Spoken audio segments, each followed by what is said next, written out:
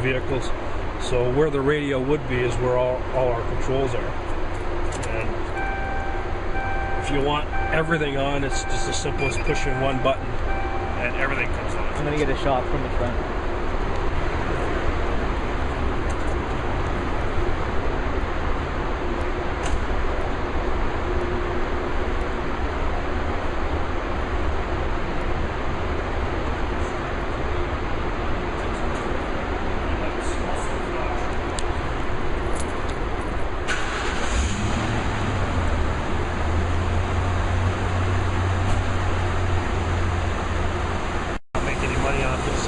Just in the last 2 to 3 years since I've been on board to outfit their vehicles. Right. So theirs is, except for the color, it's like that and ours on the car.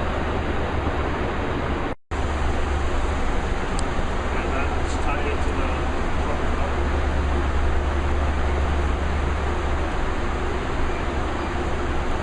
Same thing, if we just want to blind people behind us, but want to see just the people in front, it's controlled that way as well.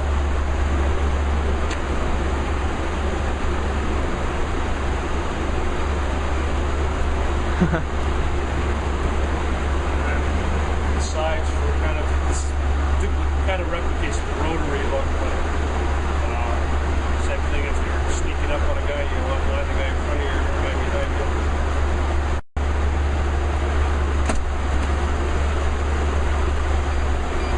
At times we just have the headlight flashing and that's it.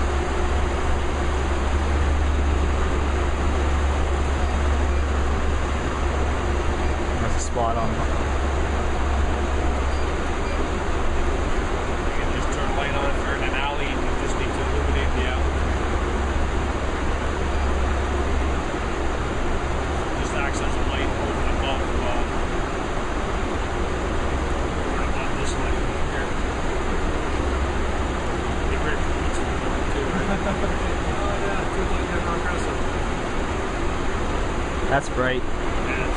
How many candles is it? I can get you the info. I'm not sure off the top of my head. I know in the older days, not that long ago, 10 years ago, they just had kind of a flashlight thing. And they were just running magnetic thing there. It wasn't the greatest. So this Ford came out with this, and everybody loved it.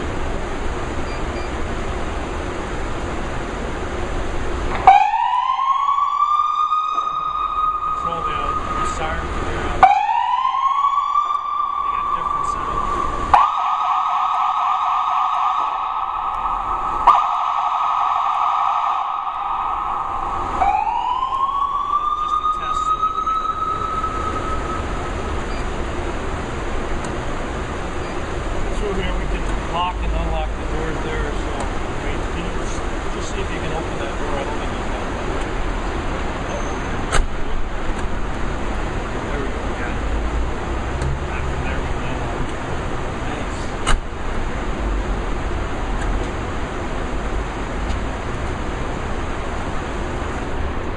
Now what we did do is we disconnected the trunk lock. We do a couple of things actually. We disconnected the trunk lock. One of our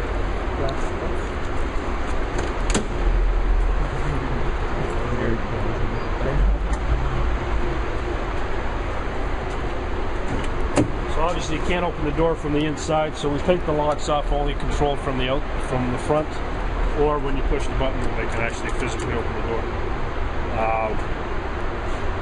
The only thing complaint I've heard about the Crown Vic is there's not a lot of leg room in the back, but I don't think the people back there usually really deserve to have a lot of leg room though. So I actually like that because what happens is you fit the guy in like this and he's tight, right? So that's a good thing. Or if you have a lot of leg room, you can kick at the start kicking out windows and stuff like that.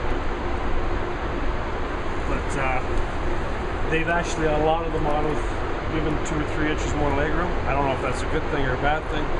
From a maintenance guy's perspective, I think it's a bad thing because it gives them too much room to maneuver. And there's guys like me who someone put a lock on my bike at UWO, and when I got to drive back over, I had to sit in the back, right?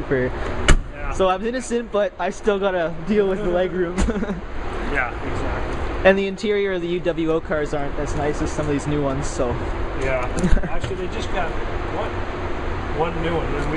For the first time we did Fanshawe campus security.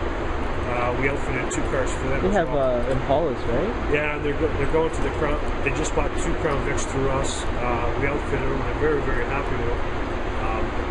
And we're moving away from them now. So that's basically what an officer would carry as far as his equipment. And if you got to pick up the bike or stolen property, it still gives you room to put stuff in the back here. This is what we really like, that this cavity.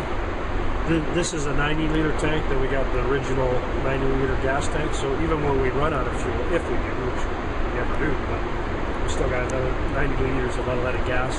So how far can it travel on this new tank? We'll get if we wanted to, we'd get on average 2 shifts out of it. But we do fuel them every shift. So the reason I know that is we're going through a work process review, deciding do we need to fuel them every single time, or can we let it go because we want to make best use of our resources. How much would that cost to fill that compared to the actual gasoline tank? It's about half. A liter of propane, as a general rule of thumb, is half the price of a liter of gasoline. Now it's half for us because we buy it in bulk and we have our own dispenser. You won't notice that at the quarter. You pay like 75 cents for a liter propane, or we'll pay less than 50 cents. And we're paying about $1 for a liter of gasoline. So it's about half. And in the old days, propane, how do you explain? 1 liter propane would not travel as far as 1 liter of gasoline. Okay. So you had to take that into consideration.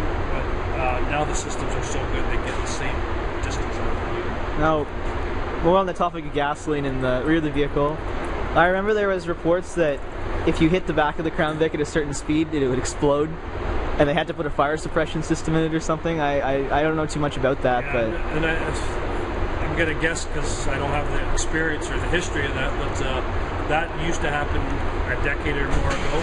Ford actually now is crash tested, not just the Crown Vics but their new Tauruses. They're the only ones actually for up to 75 mile per hour impact in the back.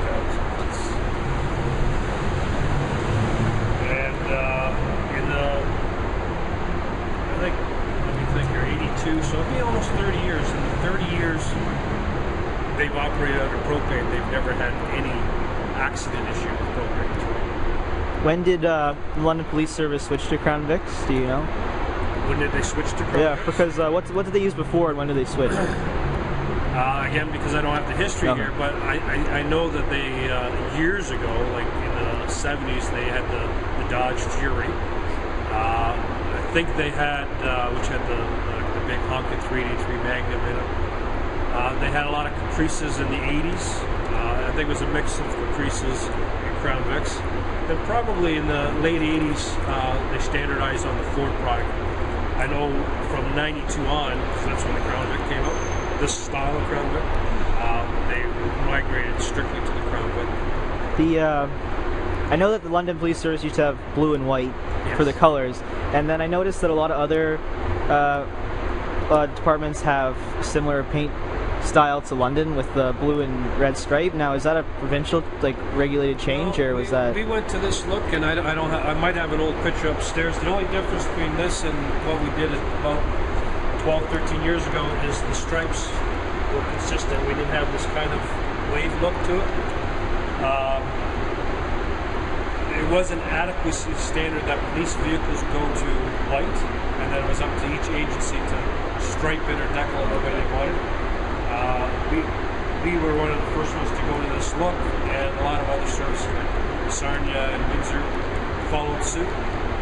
So it's not standard, but it was copied, I guess. The OPP isn't under that white car thing? No, see, OPP had decided, and they are, but they decided to go back to the retro black and white look, and St. Thomas has done that, and a few other police agencies have done that. We're going to stick with the white, but we are talking about just recently coming up with a different look, different decal package. This is a nice clean look. but it's a bit dated, and we just want to refresh. We got a new building, new command vehicle, new fleet manager, so maybe a new look at the same time.